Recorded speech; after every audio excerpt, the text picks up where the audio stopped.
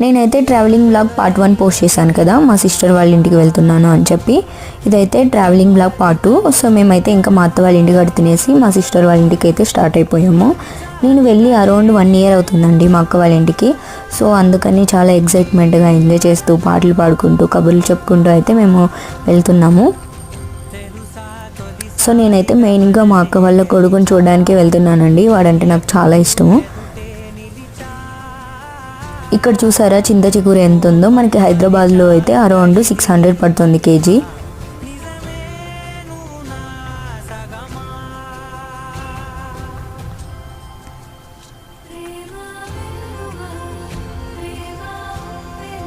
మేమైతే దగ్గరికి వచ్చేసాము.